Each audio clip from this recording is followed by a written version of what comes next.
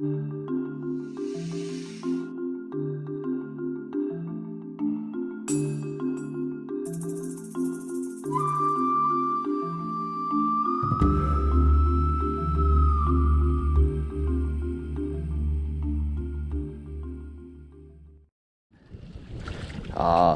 any of you guys have followed me on Instagram or Facebook, you guys already know that I have a hole in my kayak, so brought out the chest waders, trying to go through some snakeheads. The tide just started coming back in, so making my way to the spot now. There's a couple spots around here I like to fan cast on my way there. Normally don't do too good out here in the main portion, but heading back in this creek gut, I caught some good fish. And over in this cove, I have 2 rods with me. I have a buzzbait. It's on a 7-foot medium heavy rod. It's 30-pound braid, Strike King buzzbait, white and chartreuse. You know, the water's a little stained and we got high sun. And then also have a chatterbait, white and chartreuse, with a baby super fluke in white as a trailer.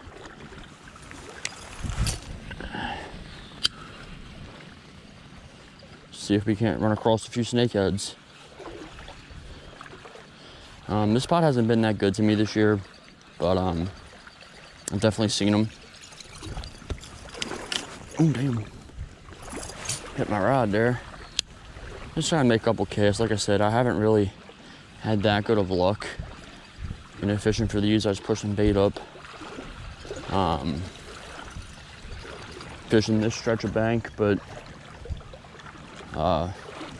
I know they're in here. It's just a matter of finding them.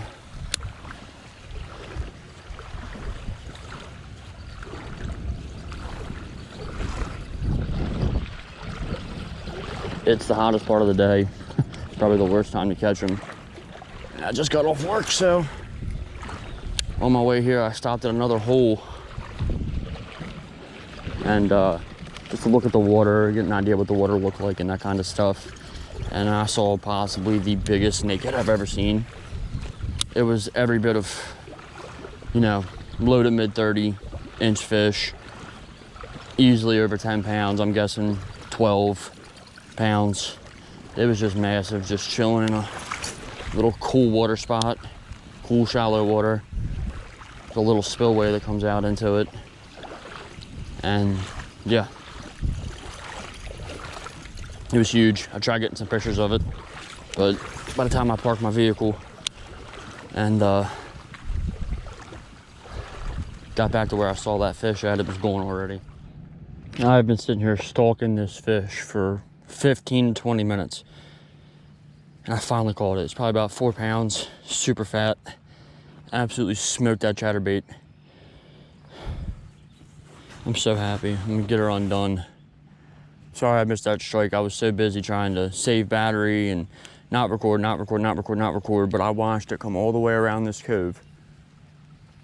The water isn't clean, but it's low, so I was able to see.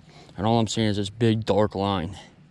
And I threw it right in front of her, cast it about 15, 20 yards behind her. And, sorry, you probably couldn't see. Cast it about 10 to 15 yards behind her in the direction she was going. And then just slowed it down, and I let it fall right in front of her, and she just absolutely popped it. Now, she hasn't really freaked out yet, but I know she's going to. So I'm gonna go ahead and unhook this fish. I don't have my grippers with me, but I do have my pliers. So I'm gonna do my best to hold on to it and get some shots for the camera here, as well as a couple selfies. But I'm so happy. Been here about a half hour, so it's pretty good. That's a really decent fish too, you know, really decent fish. So let me go ahead and get this fish off, and then I will take some pictures of her. There she is. Probably about, I don't know, I'm measured, but I'm estimating 24 to 26, between 4 to 5 pounds if I had to guess. There's a gorgeous fish. Absolutely. Nice thick one too. Beautiful colors on this one.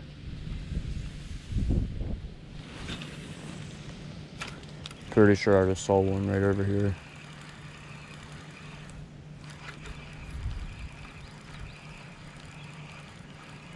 Pretty sure I just saw one come up right here.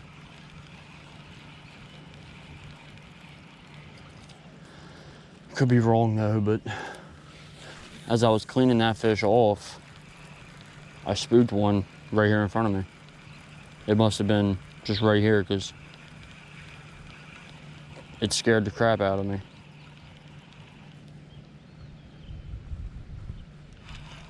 Let's see if I can get another one or two. If not, I'm absolutely stoked though since I caught that one. And there's such a good fight on a spinning rod too. I never underestimate the power of a snakehead, especially a decent sized one. And once you get them up on the bank or in your kayak or boat, they just barrel roll.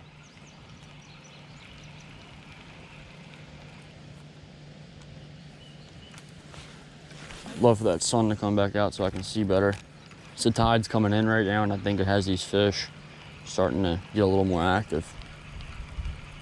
And coming out of that deeper water that they've been hiding in or hanging out in and getting shallow.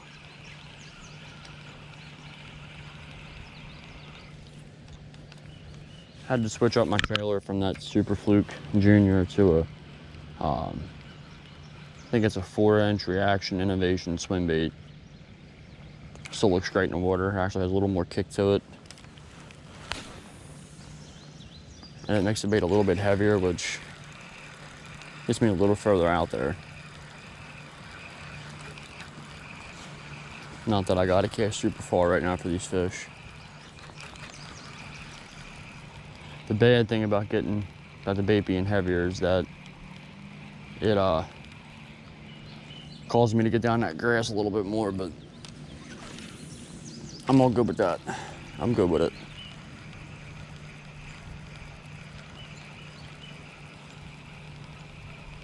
I'd love to catch one on topwater. I haven't caught one on topwater yet this year.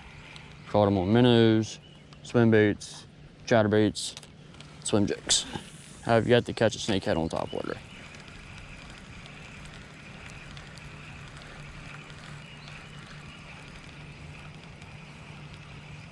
But you know what? If they're gonna bite that chatterbait like that, I will gladly throw it. Got another one. Sight casted this one. I saw the bubble. I wasn't recording. A little bit smaller than that first one, but still a decent fish for sure. Probably 22, 23 maybe. Man, I gotta get these strikes on camera because it was vicious. I threw in there and it didn't even hit, I swear it didn't even hit the water. It touched the water and this fish exploded on it. A little smaller and a little lighter than that first one, but still a really good fish.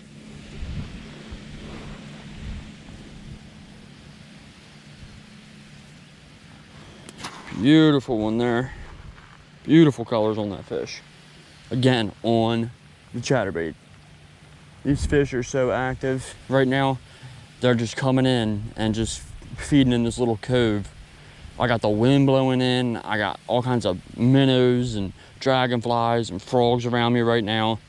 And I'm watching these fish cruise, and as soon as they get in range, I'm casting at them. A lot of the times I'm spooking them, but you know, that's 2 fish within about 20 minutes of each other. And like I said, that tide just started moving around 3:45, and I picked up that first one at 4:03, and it's 4:21 now, and that's when I hooked that fish. That's fish number 2. About 21, 22, maybe 23 inches. It's a little bit smaller than that first one. This one's probably about 3.5 to 4 pounds. The other one's about 5. It's been a good hour out here. You know, bites really starting to turn on with this tide moving, man. These fish are extremely tidal. When it's slack tide, good luck. Tide's got to be moving. The water is low, and we have a little bit of an incoming tide, and these fish are getting charged up. I love it. I love it. I love it. I love it. A 3, 4, 5 pound snakehead will fight you like I don't even know how to explain it, you know, but it is so much fun. So much fun. I love my bass fishing, but this right here, it's a totally different breed of fishing, and I love it. All right, guys, so not in my last video, but the video previously before that, you got a little glimpse of my face when I was taking a selfie with a fish. So, number one, figured I'd show my ugly face. Sorry, I know I'm hideous. It's all good. But yeah, so finishing up the evening on the water here, fished for about 2 hours. And I'd say it was pretty productive. Landed 2 fish, one pushing 4 pounds and one probably right in that 5-pound range, both in the lower to middle 20-inch snakehead range, which is, you know, a really decent fish. Saw a couple of big ones over 30 today, and unfortunately just couldn't connect.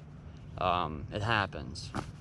Can't get discouraged though. The good thing is that you didn't hook that fish, or I didn't hook that fish, and you know, there's an opportunity that, you know, you can come back and catch that fish at a later day.